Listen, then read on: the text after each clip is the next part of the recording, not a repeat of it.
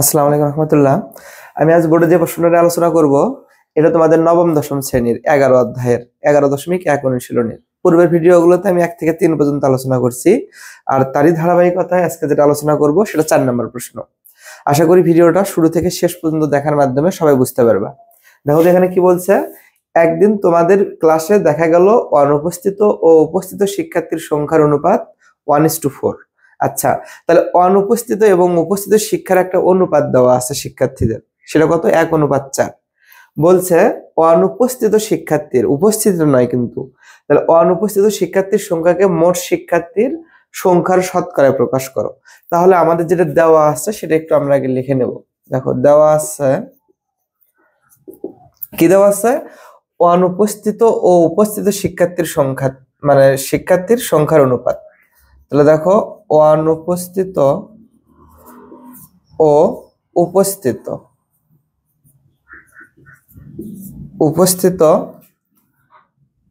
শিক্ষার্থীর অনুপাত, অনুপাতটা বলছে এই তো দেখো 1:4। আচ্ছা, তাহলে আমরা একটা কাজ করে নেব, এখানে ধরে নেব বা ধরি এই অনুপস্থিত যেটা আছে সেটার একটা ধরে নেই যে অনুপস্থিত শিক্ষার্থী এখানে আমরা ধরে নেব, এখানে যেটা দেওয়া থাকবে এক্স, এই তো এক্স জন, মানে 1 দিয়ে x গুণ করবে x কে x, তাহলে উপস্থিত শিক্ষার্থীটা আর কি। দেখো উপস্থিত শিক্ষার্থীটা কত হবে? 4 আছে, এই জন্য 4x। যদি 5 থাকতো 5x ধরে নিতাম। আচ্ছা, তাহলে এই অনুপস্থিত এবং উপস্থিত মোট শিক্ষার্থীটা আমাদের কত হচ্ছে সেটা একটু হিসাব করব। দেখো তাহলে আমরা লিখি যে মোট শিক্ষার্থী আমাদের এখানে x + 4x, তাহলে মোট হচ্ছে কত?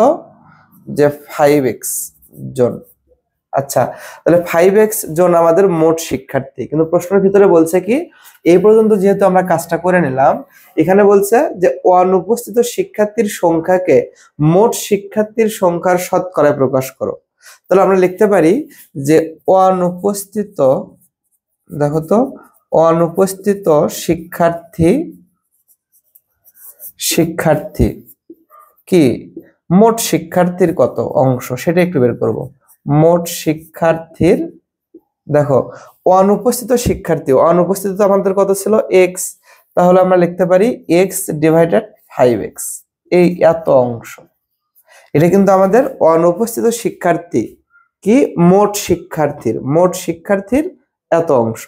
আচ্ছা, তাহলে এখানে বলছে যে অনুপস্থিত শিক্ষার্থীর বের করতে বলছে কি, শিক্ষার্থীর মানে সংখ্যাকে মোট শিক্ষার্থীর সংখ্যায় প্রকাশ, তাহলে মোট শিক্ষার্থীর সংখ্যার শতকরায় প্রকাশ। তাহলে আমরা লিখব অনুপস্থিত শিক্ষার্থী মোট শিক্ষার্থীর শতকরা, দেখো মোট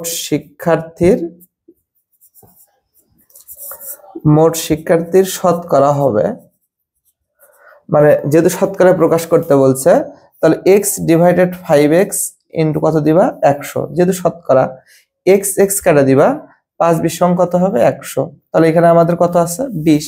তাহলে আমরা দেখতেছি যে এই অনুপস্থিত শিক্ষার্থীর সংখ্যা মোট শিক্ষার্থীর শতকরায় যদি আমরা প্রকাশ করি তাহলে উত্তরটা হচ্ছে আমার কত পার্সেন্ট? 20%। আশা করি এরকম কোনো প্রশ্ন যদি তোমরা পরীক্ষায় যদি পাও তাহলে এইভাবে করার চেষ্টা করবা। আজ এই পর্যন্তই, সবাই ভালো থাকো, আল্লাহ হাফেজ।